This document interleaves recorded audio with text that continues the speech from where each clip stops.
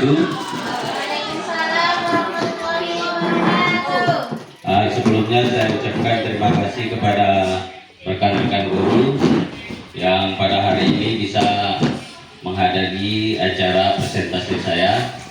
Ya, semoga kebetulan hari ini di hari Jumat tiada harapan yang kami harapkan selainkan syafaat dan keredahan dari Allah Subhanahu wa taala. Ya, puji syukur kehadirat Allah yang Maha Kuasa yang telah melimpahkan rahmatnya kepada kita semua. Salawat dan salam semoga tetap tercurah kepada Nabi Muhammad Sallallahu Alaihi Wasallam sebagai junjungan kita hingga yaumil kiamat nanti. Ya, Bapak Ibu guru hebat SDN Aipaya, sekali lagi saya ucapkan terima kasih untuk waktunya yang sudah menyempatkan hadir dalam acara saya untuk mempresentasikan tentang mencerminkan budaya positif dan implementasi keyakinan kelas. Jadi di sini kita dilihat dari judul yang akan saya bawakan tentang budaya positif. Artinya budaya positif ini apapun kegiatan yang ada di lingkungan sekolah kita, baik dari menjaga kebersihan lingkungan sekolah dan di dalam kelas. Dan apa sih itu juga keyakinan kelas? Di mana di sini kita akan coba membahas satu persatu tentang apa itu keyakinan kelas. Oke, next. Ya. Terkait kita kembali melihat ke belakang tentang filosofi pemikiran Ki Hajar Dewantara, di mana pendidikan adalah menuntun segala kekuatan kodrat yang ada pada anak, artinya alam dan zaman, agar mereka mencapai keselamatan dan kebahagiaan setinggi-tingginya. Di sini diibaratkan kita guru ini adalah seorang petani, di mana sekolah itu ibarat tanah dan murid ibarat benih. Petani hanya bisa menuntun tumbuhnya benih dan merawatnya. Artinya kita sebagai guru di sini, anak-anak kita yang dititipkan orang tuanya ke sekolah kita, sudah wajib kita sebagai guru untuk dapat mendidiknya dengan jelas kelakuan yang baik dan adab sopan santun yang baik pula. Oke, next. Ya, dari uraian ini kita dapat menyimpulkan bahwa sekolah ibarat sebagai tanah tempat bercocok tanam, sehingga seorang guru perlu mengusahakan agar sekolah menjadi sebuah lingkungan yang menyenangkan, aman, nyaman untuk tumbuh serta dapat menjaga dan melindungi setiap murid dari hal-hal yang kurang bermanfaat atau bahkan mengganggu perkembangan profesi murid. Dengan demikian, salah satu tanggung jawab seorang guru adalah bagaimana menciptakan suatu lingkungan yang positif yang terdiri dari warga sekolah dan saling mendukung, saling belajar, saling bekerja sama sehingga tercipta kebiasaan-kebiasaan baik.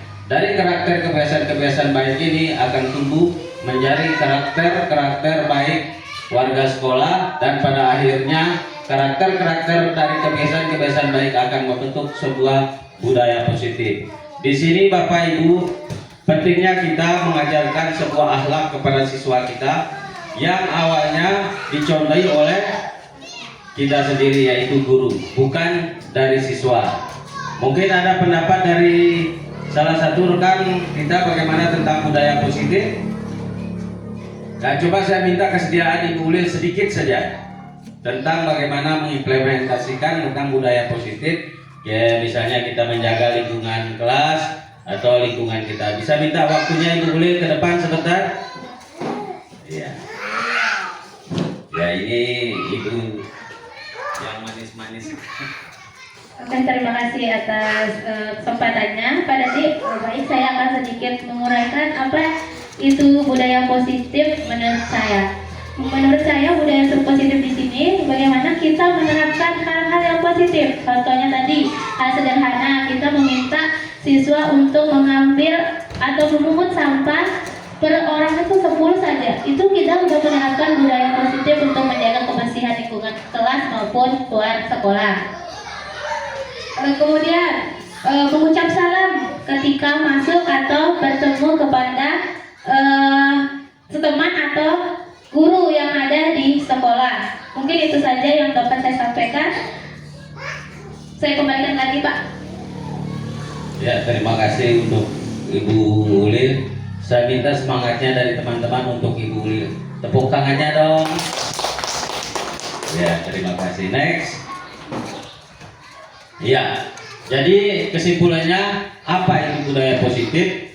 Budaya positif dapat memberikan dukungan, penghargaan, dan umpan balik yang konstruktif kepada siswa sehingga mereka merasa dihargai, diakui, dan diberdayakan.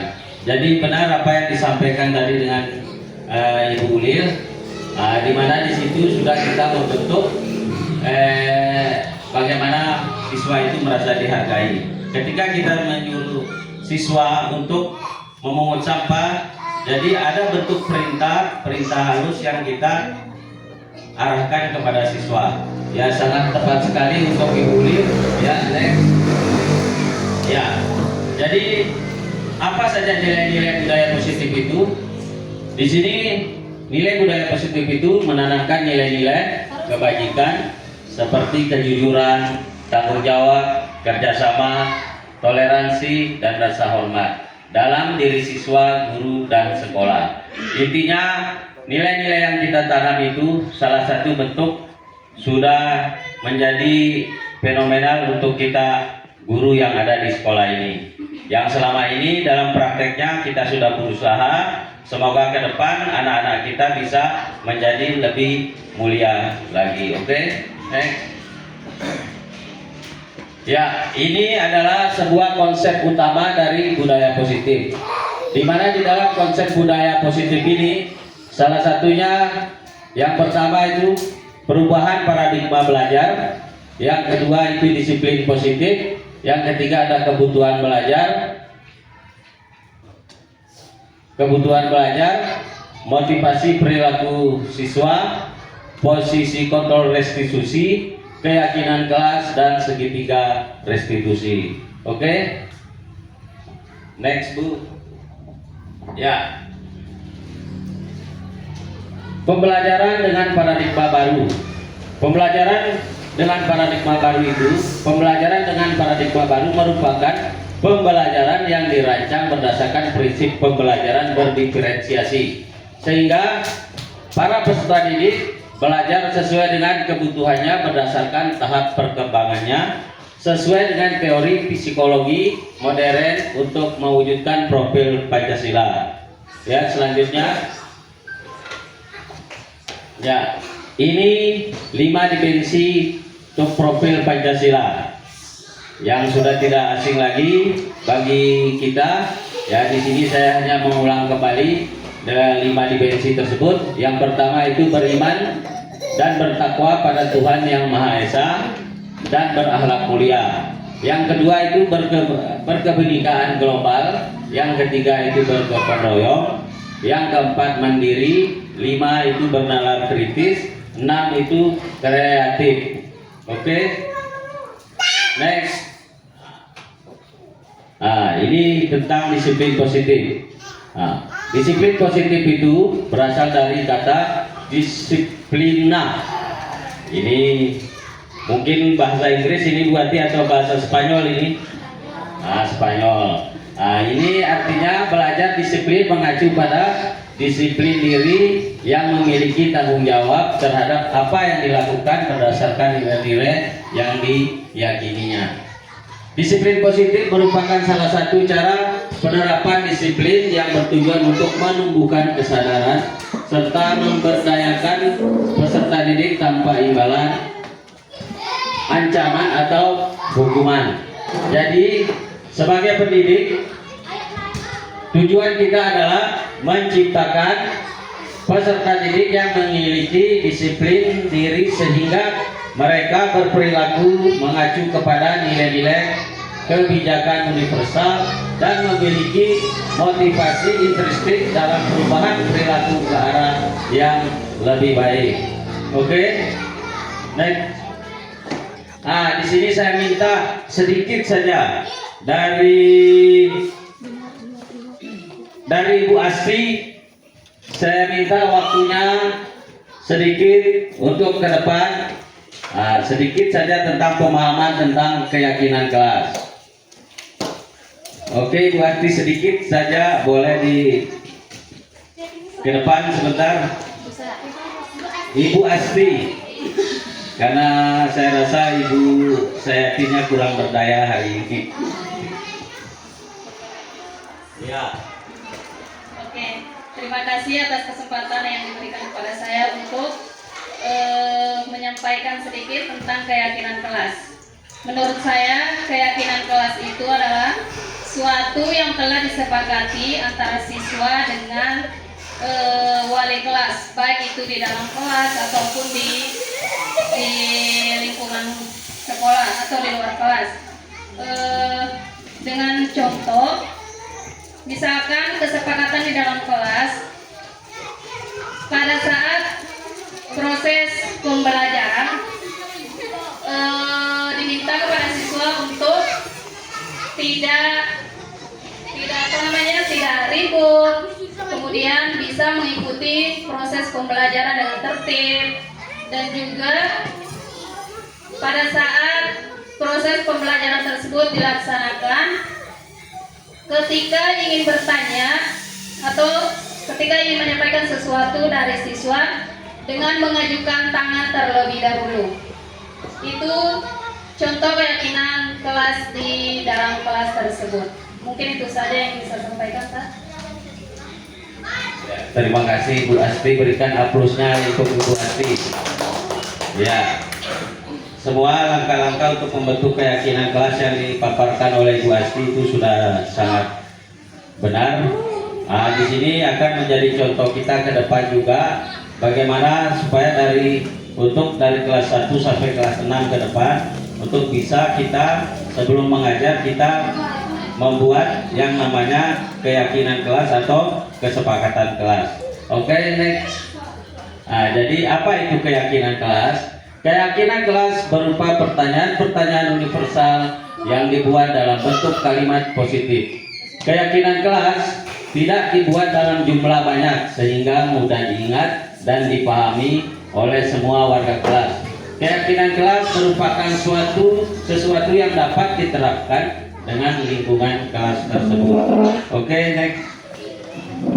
Ya, tujuannya kita membuat keyakinan kelas itu, di mana keyakinan kelas merupakan disiplin positif yang bisa diterapkan dalam membangun budaya positif di sekolah. Keyakinan ini akan membantu murid untuk mengembangkan disiplin diri, karena murid akan belajar mematuhi keyakinan kelas yang telah kita buat bersama. Di sini betul sekali dengan kata-katanya Bu Asti tadi, ada kerjasama antara guru dengan siswa dalam membuat keyakinan. Nah, di sini kita akan menjelaskan langkah-langkah untuk membuat keyakinan kelas tersebut. Nah, langkah-langkah membuat keyakinan kelas itu, yang pertama itu dibuat dalam bentuk positif.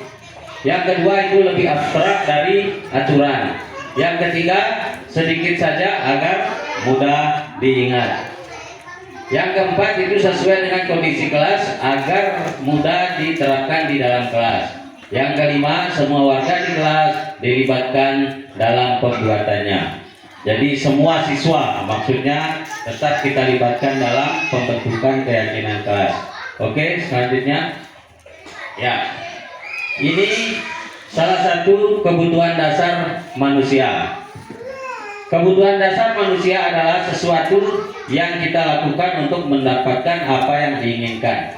Seluruh tindakan yang kita lakukan memiliki tujuan tertentu, dan semua usaha terbaik yang kita lakukan adalah hal untuk mendapatkan suatu kepuasan dan keselamatan. Artinya, ketika kita sudah memenuhi kebutuhan kita baik di rumah maupun di sekolah, yang mana di sekolah itu merupakan tanggung jawab yang wajib bagi kita untuk guru untuk memiliki kebutuhan bagaimana bisa menyenangkan hati semua siswa yang ada di sekolah kita. Selanjutnya kita prinsip manusia itu ada 5 untuk cara bertahan hidup. Yang pertama itu ada kebebasan, kesenangan, penguasaan, kasih sayang, dan rasa diterima. Ya, poin yang terakhir rasa yang diterima Dan yang keempat itu terutama buat ibu-ibu mungkin yang masih belum punya pasangan, mungkin salah satunya juga saudara saya Pak Kusnadi ini yang kita masih menunggu kabar baiknya. Ini ada bentuk yang keempat itu ada kasih sayang dan rasa yang diterima. Jadi mungkin Pak Kusnadi ini masih kurang kasih sayang atau rasanya kurang diterima ini Pak. Ya oke, next. Ya, konsep disiplin dengan penerapan restitusi. Nah, jadi restitusi ini adalah proses menciptakan kondisi bagi murid untuk memperbaiki kesalahan mereka sehingga mereka bisa kembali pada kelompok mereka dengan karakter yang lebih baik. Artinya restitusi ini Bapak Ibu, ketika siswa kita punya masalah, untuk menyelesaikannya banyak terjadi kesalahan-kesalahan dengan cara kita sebagai guru. Di mana di sini dalam restitusi ini siswa dibentuk atau guru pun dalam menyelesaikan masalah benar-benar terbimbing untuk mampu bisa menenangkan hati seorang siswa. Jangan kita memilih ada pilih kasih antara siswa yang satu dengan siswa yang lainnya. Jadi cara penerapannya kita dalam restitusi juga ini harus tanpa melihat latar belakang dari siswa. Jadi siswa harus kita samaratakan untuk menyelesaikan masalah tersebut. Oke, next. Ya, ini adalah posisi kontrol kita sebagai guru, yaitu ada penghukum, pembuat bersalah, teman, pemantau, dan manajer. Di sini 5 posisi kontrol ini sangat penting bagi kita. Kalau dibilang kita penghukum, iya. Ya, kenapa kita bilang iya? Karena ketika kita tidak menghukum siswa, maka siswa tingkah lakunya akan berkelanjutan ke hal-hal yang tidak baik. Artinya menghukumnya tidak harus dengan kita harus memukul, apa bisa kayak kalau mungkin dari dulu olahraganya bisa pun dengan fisiknya, bisa dengan push up, lari, itu saja itu sudah cukup. Pembuat rasa bersalah. Di sini kita seolah-olah sebagai guru merasa bagaimana dia dihargai sebagai siswa. Jadi kita di sini pembuat bersalah ini, rasa bersalah ini, seandainya dia mengatakan Pak, si A yang salah, si B yang salah, cukup kita jawab kita juga sama seperti kalian, juga pernah sekolah seperti kalian, juga Pak itu pernah juga dihukum seperti kalian. Jadi ini gambaran-gambaran halus cara menjawab kita kepada siswa untuk menyelesaikan sebuah masalah. Yang ketiga itu teman. Jadi di sini supaya anak-anak tidak merasa takut atau canggung kepada kita seorang guru, jadi kita anggaplah dia sebagai teman atau saudara kita. Pemantau.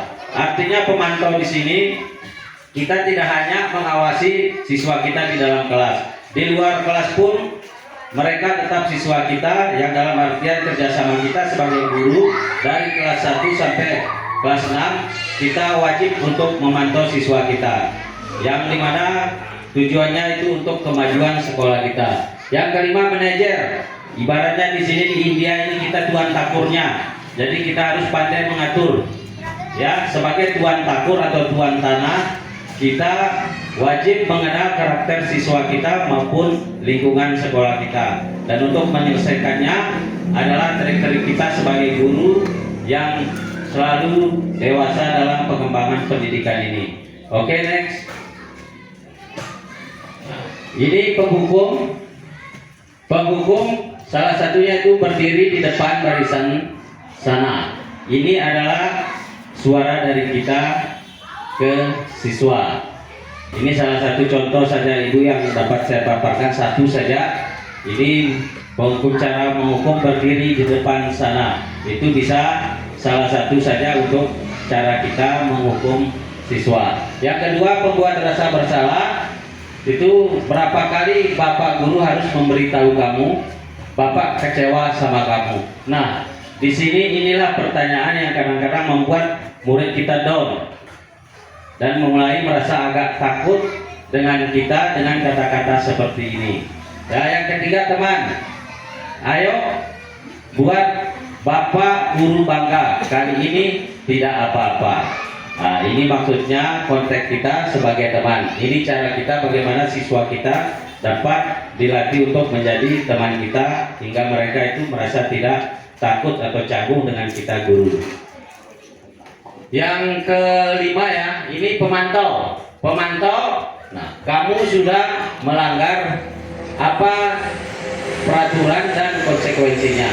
Nah, di sini sebagai pemantau tergantung kita bagaimana modelnya dia melanggar dan konsekuensinya seperti yang saya jelaskan tadi, dicontohkan dengan guru olahraga tadi. Ya, di sini bisa dipanggil dalam bentuk apa nanti hukumannya, nanti ada konsekuensinya. Oke, next. Nah, ini adalah segitiga restitusi. Tahapan segitiga restitusi itu, satu itu menstabilkan identitas, yang kedua itu apa ini? Validasi tindakan yang salah, terus yang ketiga menanyakan keyakinan. Dari tahapan-tahapan untuk kita menyelesaikan masalah, kita harus mengenal yang namanya segitiga restitusi. Dan tahapannya itu salah satunya seperti yang saya sebutkan tadi semuanya. Oke, next. Ya, ini sambutan dari saya mungkin karena kita ini adalah sudah waktunya. Ya, yang sebentar lagi kita akan istirahat. Mungkin kita cukupkan untuk hari ini. Semoga materi yang saya sampaikan tentang mencerminkan budaya positif dan keyakinan kelas bisa tergambar ke benak hati Bapak Ibu guru yang lain.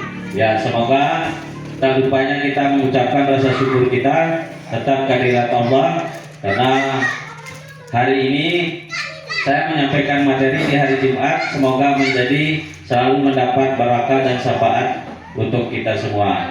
Terima kasih untuk waktunya Bapak Ibu guru. Semoga ke depan kita lebih bertoleransi lagi, bersahabat lagi dengan siswa kita. Wabillahi taufiq wal hidayah. Wassalamualaikum warahmatullahi wabarakatuh. Saya minta sekali lagi Bu dengan semangat paginya.